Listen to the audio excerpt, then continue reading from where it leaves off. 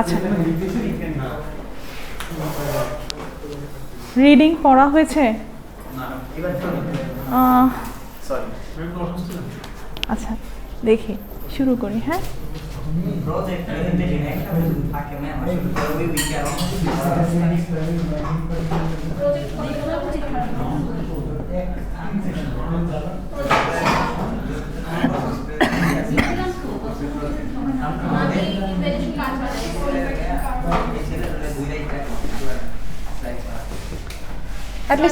কিচ্ছু দেখি নাই, একদম কিচ্ছু না। ওরিয়েন্টালিজম কি জিনিস সেটাও দেখি নাই।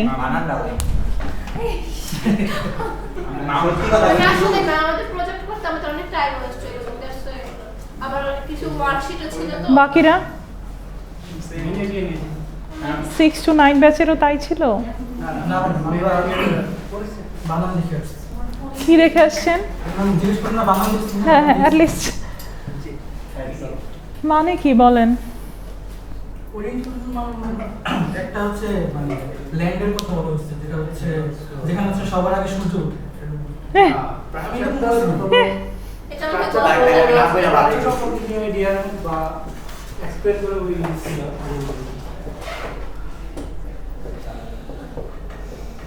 তাহলে ম্যাডাম ভুল করে আসছে। হ্যাঁ, তাহলে ম্যাডাম ভুল করে আসছে, ভুল সোর্স। আচ্ছা, Orient and Occident, হ্যাঁ, there are two important terms in case of studying Orientalism. এই ক্ষেত্রে ওরিয়েন্ট কাদেরকে বলা হয়? দ্য ইস্ট, মেইনলি দ্য ইস্টকে বলা হয় ওরিয়েন্ট। ইস্টের মধ্যে কে কে আসবে?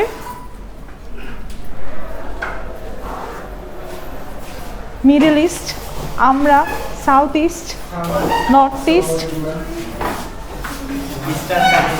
ইস্টার্ন কান্ট্রি যেগুলো, সেগুলোকে বলা হয় ওরিয়েন্ট। অ্যান্ড অক্সিডেন্ট, বসেন বসেন, এই যে আপনাদের দিকে ক্যামেরা কিন্তু। অক্সিডেন্ট তাহলে প্রাচ্য আর পাশ্চাত্য, দুইটা ওয়ার্ড জানি না। প্রাচ্য কি?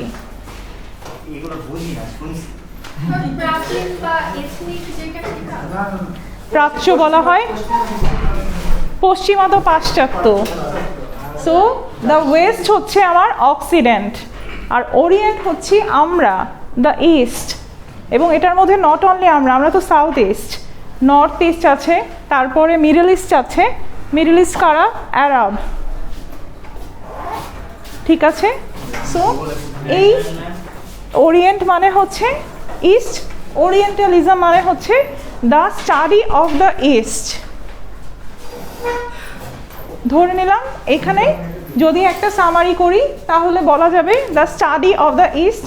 ইস্টের যে কোনো কিছু নিয়ে যে স্টাডি করছে সেই হচ্ছে একজন ওরিয়েন্টালিস্ট। কিন্তু এখানে একটা মেজর কনফ্লিক্ট দাঁড়ানো, কারা অ্যাকচুয়ালি স্টাডি করছে আমাদেরকে? ওয়েস্টরা, এই অক্সিডেন্টরা, তাই না? অক্সিডেন্টের মধ্যে কে কে পড়বে? আমেরিকান, ব্রিটিশ অ্যান্ড ইউরোপ, ঠিক আছে। হ্যাঁ, সো এরা সবাই পড়ছে অক্সিডেন্টে। আমাদের রিপ্রেজেন্টেশন কারা করতেছে তাহলে? ধরেন আমাদেরকে রিপ্রেজেন্ট করতেছে কারা? সাউথ এশিয়া না, ওটা বলি নাই।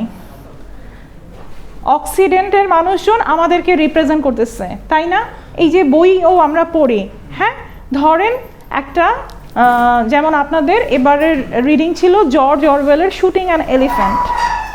জর্জ অরওয়েল কে ছিল? He was a British man. So একজন British man, he has been observing home, the natives, আমাদেরকে অবজার্ভ করতেছে এবং আমাদের ব্যাপারে ডেসক্রিপশন দিচ্ছে। সো এই ক্ষেত্রে জাস্টিফিকেশন কোথায় দাঁড়ানো?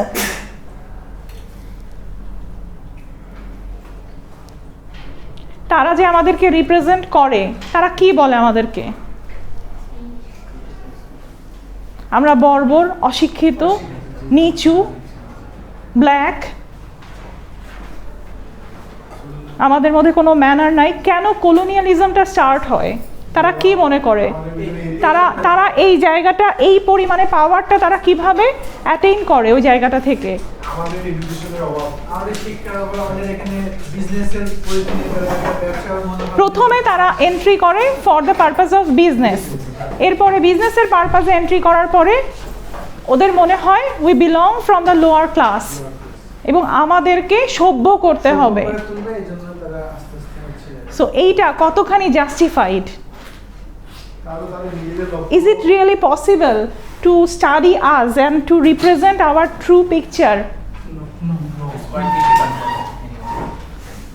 Because they will think according to their culture. When they will আমাদের নিয়ে তারা পরীক্ষা করবে তখন অবশ্যই তাদের কালচারটা মাথায় রেখে দেন আমাদের নিয়ে দেখবে বা সামথিং। আমাদের ভিতর থেকে যেরকম কেউ আমাদেরকে ফুটিয়ে তোলার চেষ্টা করতো তাহলে যেভাবে তুলতো, এক্স্যাক্টলি, কিন্তু ওরা তো ওভাবে তুলবে না। না, একদমই না। আমাদের কালচার নিয়ে ওরা পছন্দ করে, বাট আমরা আমাদের কালচারটাকে আমাদের ফর এক্সাম্পল পছন্দের ব্যাপার না, এখানে ডমিনেশনের ব্যাপার। ওরা সবসময় আমাদেরটাকে ছোট করে দেখতে।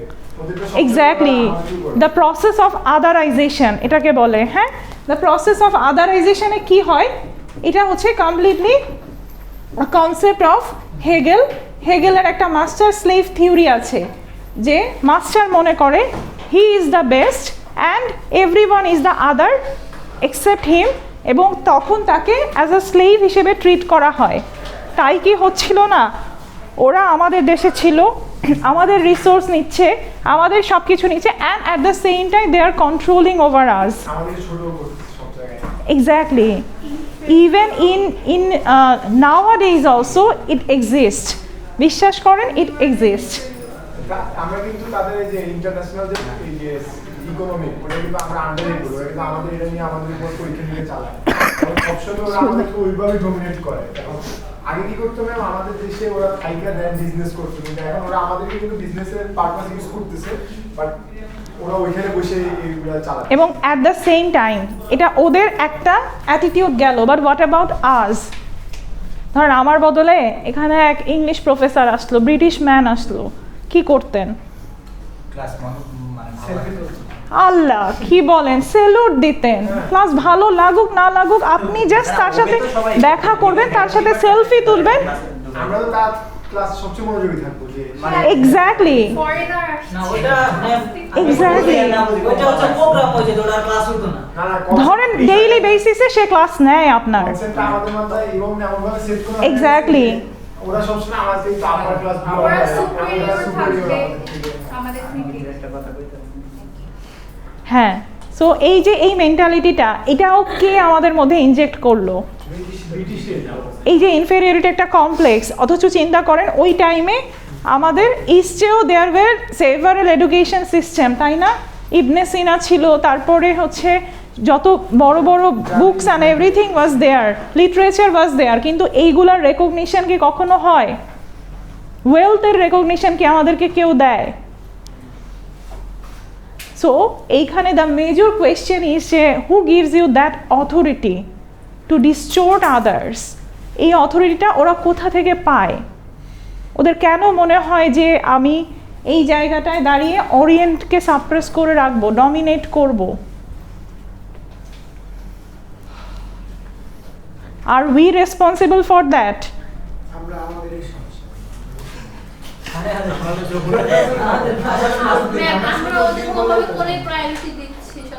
আসলে ম্যাম ওরা এখানে এডুকেশনটা একটু সাফার করছে। যখন ওরা আমাদের দেশে আগে শাসন করতে আসছিল তখন আমাদের বেসিসটা যেরকম ছিল, এখন আমাদের তো ওইরকম ম্যাম, ওরা তো আমাদের থেকে সব নিয়ে গেছে হিসাব করতে। আমাদের ওইরকম যে ওদেরকে যে ডমিনেট করবো বা ওদের সাথে যে আমরা ওই লেভেলে কম্পিটিশনে যাবো, এটা তো আমাদের পক্ষে পসিবল না, যার কারণে আমরা এখনো সেই ডমিনেশনের আন্ডারে পড়ে আছি। এটা একটা রিজন। এরপরে আরেকটা বড় reason, isn't it the white skin? হ্যাঁ, তারা তো সবসময় ঐক্যবদ্ধ, তাই না? The attraction towards the whiteness, এটাও তো একটা বড় বড় major reason to respect them. ফকিরও হোক না কেন, বিদেশি সে কি হবে?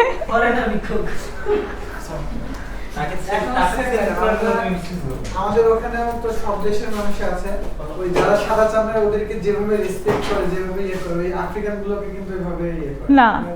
হ্যাঁ, তো এক্স্যাক্টলি কি প্রবলেম তাহলে? Africa has also very resourceful country. কমপ্লেক্সনটা ফ্যাক্ট Race, যদি আমরা বলি যে racism and everything, বলেন যেহেতু আমরা হচ্ছে সরাসরি পুরোপুরি হোয়াইটও না, পুরোপুরি এন্টায়ারলি ব্ল্যাকও না, তো আমাদের বেলায় যেটা হয় আমার মনে হয় যে হোয়াইট হোক বা ব্ল্যাক হোক, যখন কেউ বাইরের কোনো কালচার থেকে আসে যে সে আমাদের মতো না, মানে হয় নিগ্রো হোক কিংবা শ্বেতাঙ্গ হোক, সে যখন আসে তখন তার প্রতি আমাদের একটা রেসপেক্ট বেড়ে যায়। কিন্তু আমাদের মানে স্বজাতির প্রতি একটা মানে এই কি বলে এটা, ওরা নর্মাল, ওরা যে মানে অর্ডিনারি, আর ওরা হচ্ছে এক্সট্রা অর্ডিনারি, এরকম একটা ভাব। কিন্তু দেখবেন যে ব্ল্যাক পিপলদের প্রতি আমাদের এত পজিটিভ ইম্প্যাক্ট, পজিটিভ কোনো ইফেক্টই নাই, পজিটিভ কোনো ইফেক্টই নাই, ওদের প্রতি কাজ করে না, ওদেরকে একসময় ভয় পাওয়া শুরু করি। তারপরে একটা হোয়াইট স্কিনকে আমরা যেভাবে অ্যাকসেপ্ট করব, ব্ল্যাক স্কিনকে কখনোই সেভাবে অ্যাকসেপ্ট করি না, কোনো দিন না। সো এই যে এই প্রসেস অ্যান্ড এভরিথিং, তাই এক্স্যাক্টলি এই যে এই প্রসেসটা, সো এই প্রসেসটার মধ্যে কোথায় দাঁড়ানো আমরা, এবং এখানে এডওয়ার্ড সাইডের মেজর কোয়েশ্চেনটাই হচ্ছে এই যে ওরিয়েন্টালিজম, আমি বললাম the study of the Orient, এই কাজটা কারা করে গেছে? এই কাজটা করতেছে এই অক্সিডেন্টাল পিপলরা। সো এই অক্সিডেন্টাল পিপলরা যদি আমাদেরকে স্টাডি করে, আলটিমেটলি এখানে কি কোনো ফেয়ার রেজাল্ট আসবে? তারা তাদের বায়াস একটা পিকচার ওয়ার্ল্ডকে দিচ্ছে, তাই না? তারা তাদের একটা বায়াসড পিকচার দিয়ে সবাইকে দেখাচ্ছে this people belong from inferiority, এই মানুষগুলা ইনফেরিয়র থেকে বিলং করে, that's why we have the authority to rule over them. আজকে বাংলাদেশের একটা প্রবলেম হোক, কাকে ডাক দিব আমরা? আমেরিকাকে। সো এই যে এত এই পরিমাণ অথরিটিটা আমরা তাদেরকে দিয়ে দিচ্ছি, এই পরিমাণে অথরিটিটা আমরা তাদেরকে দিয়ে দিচ্ছি, isn't it also the effect of that colonial system, তাই না? Edward Said was a Palestinian, ঠিক আছে, and then he actually move to the USA, he was a refugee from that. So প্যালেস্টাইনের হিস্ট্রি কি জানি কিছু? কি বলেন ইসরায়েল প্যালেস্টাইনের কাহিনী? ডিউরিং ওয়ার্ল্ড ওয়ার ওয়ান কি হয় যে বেলফোর ডিক্লারেশন হয়, at that time Israel and Palestine were under British colony. So ওই টাইমে ইসরায়েলে কি করে ওরা, যে আলটিমেটলি তারা কিছু ওয়ার্ল্ড ওয়ার ওয়ানটা কেন হয় জুইশ পিপলদেরকে নিয়ে, তাই না? ওদেরকে মেরে ফেলা হচ্ছিল। সো ওই টাইমে শেল্টার দেওয়া হয় জুইশ পিপলদেরকে, এবং জুদেরকে বলা হয় যে ইউ বিলং দেয়ার, এবং তোমরা ওখানে যে কোনো সময় শেল্টার নিতে পারো। এবং এইভাবে the conflict started between the Jewish and the Arab. So এই যে কনফ্লিক্টটা ক্রিয়েশন, এটার পিছনে কারা ছিল? ব্রিটিশরা। That means they are taking the control over everything right now. তার মানে এই কনফ্লিক্ট ক্রিয়েটও করলো তারা, এখন সলিউশন তো তারাই দিবে, কারণ ক্রিয়েট তো তারা করে ফেলছে। এখন পুরো জিনিসটা ইজ আ গেম, প্রবলেমে ফেলে প্রবলেম থেকে আবার উদ্ধার করার নাটক। Isn't it like that way? যেমন সাউথ সুদান, নর্থ সুদানের ক্ষেত্রে কি হয়, এটাকে বলা হয় নিও কলোনিয়ালিজম। হ্যাঁ, যে বলা হচ্ছে যে we are not colonising you, বলা হচ্ছে we are not colonising you, colony has been done, colonisation has been over. কিন্তু আলটিমেটলি সাউথ সুদান আর নর্থ সুদানের মধ্যে যখন কনফ্লিক্ট হলো, তখন কারা আসলো? এই কলোনাইজাররা, তারা গিয়ে বললো we would be helping you. আমেরিকানরা বললো আমরা হেল্প করব, বিনিময়ে তোমাদের কাছ থেকে ডায়মন্ড নিব। এই যে তোমাকে আমি হেল্প করতেছি, বিনা পয়সায় তো হেল্প হবে না, আই নিড রিসোর্স।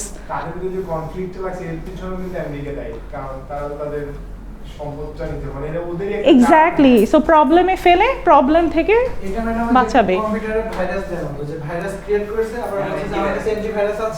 এক্স্যাক্টলি, হ্যাঁ।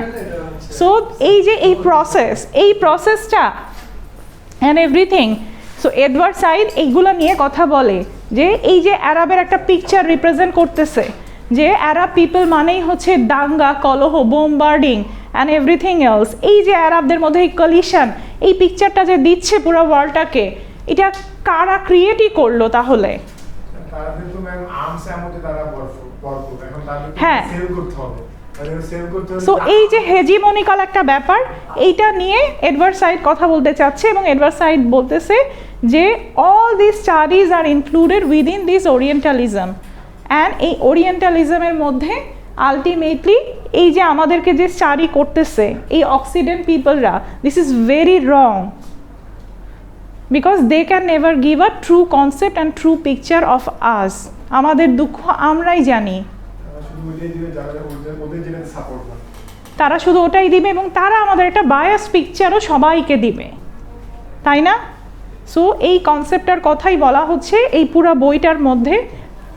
ইন্ট্রোডাকশন টু ওরিয়েন্টালিজমে he actually starts about talking about the orientalism, যে ওরিয়েন্টালিজমের কনসেপ্টটা কোথা থেকে আসলো এবং এইটা is it really justified. He keeps an open question for the readers, যে আমাদেরকে যে বাকিরা রিড করছে এবং তারা একটা বায়াস পিকচার দিচ্ছে, এটা কতখানি জাস্টিফাইড, এটা কি অ্যাকচুয়ালি ট্রু নলেজের আন্ডারে পড়ে? নলেজ কি অ্যাকচুয়ালি মানে আনবায়াসড করা সম্ভব, স্পেশালি পলিটিক্যাল নলেজ? কখনোই সম্ভব না, কখনোই you can not attain true political knowledge.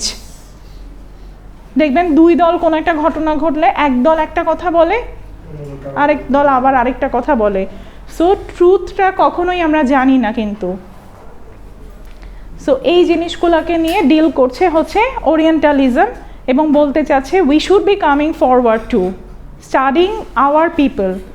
এই টাইমে ওরিয়েন্টালিস্ট কাদের মধ্য থেকে আসা উচিত? আমাদের মধ্য থেকে, ঠিক আছে? সো সে বলতে চাচ্ছে আমার এক্সপেরিয়েন্স অ্যাজ আ রেফিউজি, আমি যেটা বুঝি, আমি যেটা বলতে চাই সেটা তো তুমি বলতে পারবা না, because you never have that life. এখন আমার এক্সপেরিয়েন্স যদি একটা জার্মান বলে অ্যাজ আ ইন্টারন্যাশনাল স্টুডেন্ট, কতখানি এটা ট্রুথ হবে? কোনো কিছুই ট্রুথ, কিছুই বলবে না। আমার এক্সপেরিয়েন্স কী ছিল আমি তো জানি।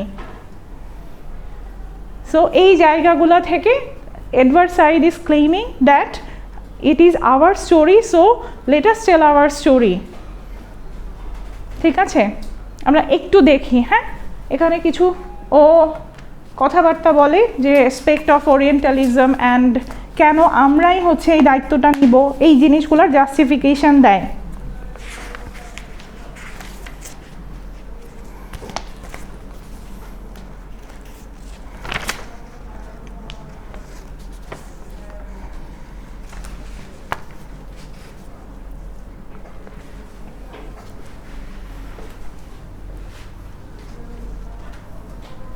আচ্ছা, ও যেটা বলতে চাচ্ছে, orientalism is not a mere political subject matter or field that is reflected passively by culture, scholarship or institution, nor it is a large and diffuse collection of text about the Orient, and nor it is representative and expressive of some nefarious Western imperialist plot to hold down the Oriental world. It is rather a distribution of geopolitical awareness into aesthetic, scholarly, economic, sociological, historical and philological texts. It is an elaboration not only of a basic geographical distinction. The world is made up of two unequal halves, Orient and Occident, but also as a whole series of interests which by such means as scholarly discovery, philological reconstruction, psychological analysis, landscape and sociological description, it not only creates but also maintains. It is rather than expresses a certain will or intention to understand, in some cases to control, manipulate, even to incorporate. আচ্ছা, এখানে যেটা বলতে চাচ্ছে যে orientation মানে শুধুই আমি এই এক্সপ্লয়টেশনটা পড়ে সব কিছু বুঝে ফেলবো সেটা না। এইটা বোঝার জন্য I have to go back to the history, I have to know everything like the geography, philology, psychology, এই জিনিসগুলোর সব কিছু would be included within the study of orientalism. কেন এটা বললো?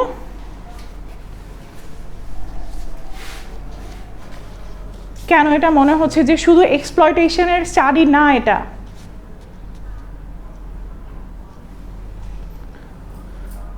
ওই যে বললাম হিস্ট্রিতেও গো ব্যাক করতে হবে যে অ্যাকচুয়াল হিস্ট্রিটা কি।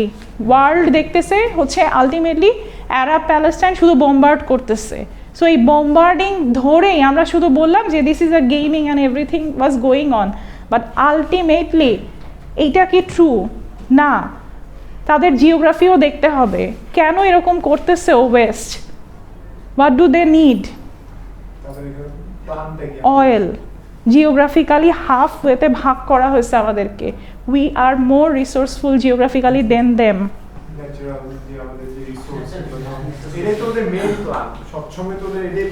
Exactly.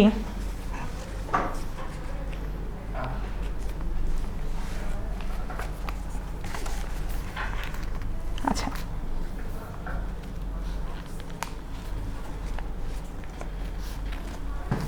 in some cases to control, manipulate, even to incorporate what is manifestly different or alternative and novel world. It is above all a discourse that is by no means in direct corresponding relationship with political power in the raw, but rather is produced and exists in an uneven exchange with various kinds of power, shaped to a degree by the exchange with power political, as with a colonial or imperial establishment, power intellectual, as with reigning sciences like comparative linguistics or anatomy or any of the modern policy sciences, power cultural, as with orthodoxies and canons of text values, power moral, as with ideas about what we do and what they cannot do or understand as we do.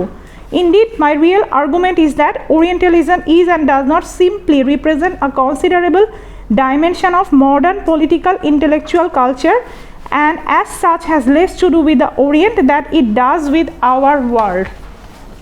আচ্ছা, এখানে যেটা বলতে চাচ্ছে ultimately যে এটা শুধুমাত্র একটা পাওয়ার পলিটিক্সটা নিয়েই কাজ করে না, rather how the power has been created, এইটা নিয়েও কথা বলে ওরিয়েন্টালিজম, তাই না?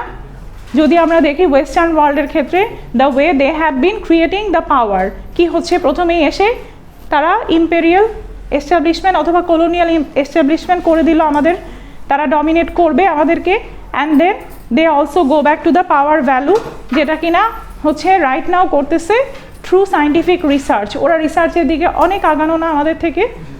সো এই জায়গাগুলো থেকে ও বলতে চাচ্ছে এই সব কিছুর domination would be going under the category of orientalism, not only যে পলিটিক্যাল পাওয়ার।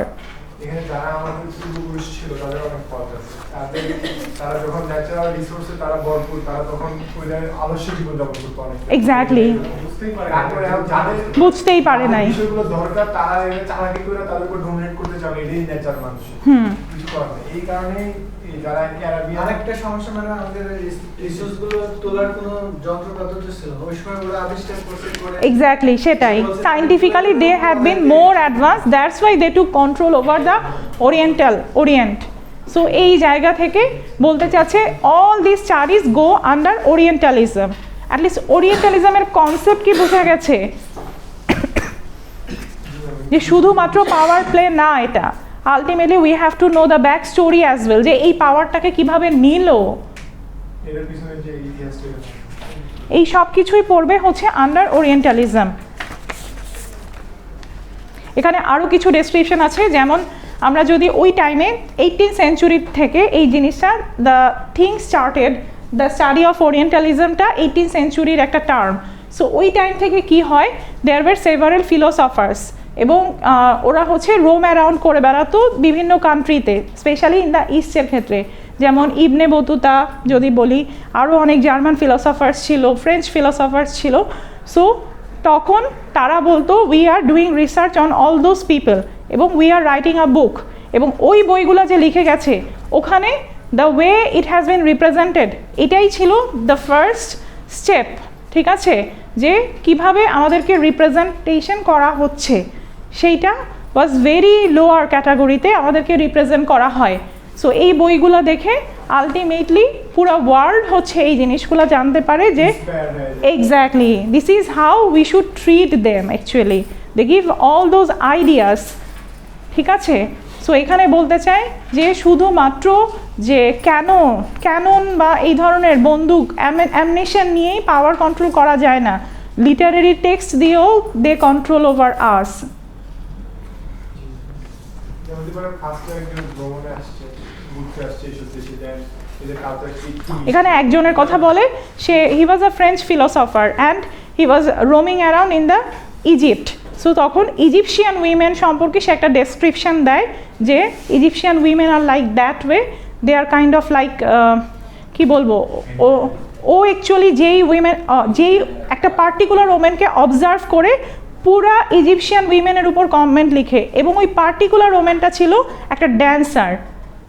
সো ওই ড্যান্সারের লাইফস্টাইল দেখে ও বলতে থাকে this is how the Egyptian women R leading their life.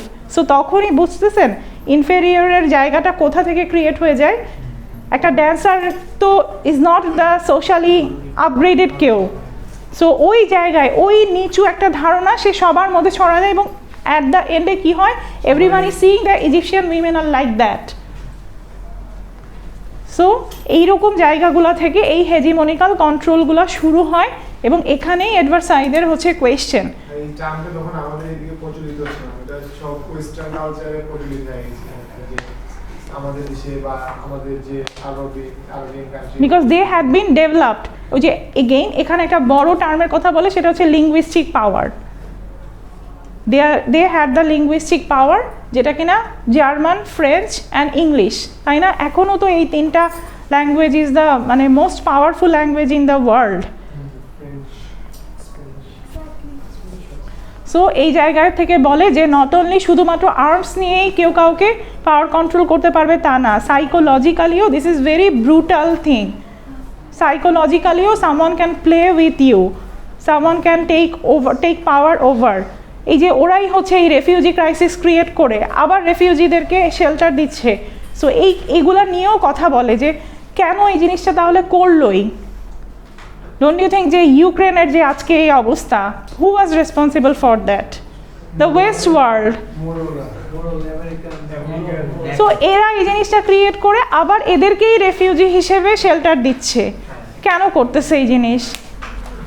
ওরা ধ্বংস হয়ে যাবে, আমরা ঠিক থাকি। হ্যাঁ, তারা ধ্বংস হয়ে যাবে। এটা পাওয়ার প্র্যাকটিসের মতো অনেকটা। পাওয়ার প্র্যাকটিসটা বলতে যে অস্ত্রগুলো আছে সেগুলো বৃদ্ধি করবে, এটা মেইন বিষয়টা হচ্ছে ওরা তো এই যে ওয়ার্ল্ড ডমিনেশনের জন্য তাদের রাশিয়াকে একটু ব্যাকডেট করা দরকার। এই জন্য ইউক্রেনের নিজেদের একটা এস্টাবলিশমেন্ট চাচ্ছিল, ওই এস্টাবলিশমেন্টের জন্য আসলে কাজগুলো করা। কিন্তু আলটিমেটলি দেখা গেছে কি হচ্ছে, এখন রাশিয়া তো এইভাবে বিষয়টা ছোট করে দেখেনি, তখন বিষয়গুলো মেচুরিটি হয়ে গেছে। সো আলটিমেটলি কি দাঁড়াচ্ছে যে this is a power play or power politics. At least এতটুকু বোঝা গেছে ওরিয়েন্টালিজম নিয়ে, কনসেপ্টটা তো বোঝা গেছে। এখানে ও এইগুলা নিয়েই কথা বলতে থাকে যে স্কোপসগুলা কী কী, যে আলটিমেটলি আমি সামারি তো বলে দিলাম যে আলটিমেটলি শুধুমাত্র এই অ্যামনিশন নিয়ে যুদ্ধ করাই is not a part of orientalism. Everything you have to think about, প্রতিটা জিনিস কনসিডার করতে হবে, অ্যান্ড এইগুলা ultimately it would be going under the umbrella of orientalism. ঠিক আছে, এখানে পুরো বইটার মধ্যে সে কথা বলে যে আরব প্যালেস্টাইনের এই কনফ্লিক্টটা নিয়ে and how the west had been manipulating over us. এখন বলেন ওইটার শুটিং অ্যান এলিফ্যান্টটাকে আছে, ওটা পড়লে আরও ক্লিয়ার হতো জিনিসগুলা। শুটিং অ্যান এলিফ্যান্ট নাই, প্রিন্ট আমার কাছেও আজকে নাই।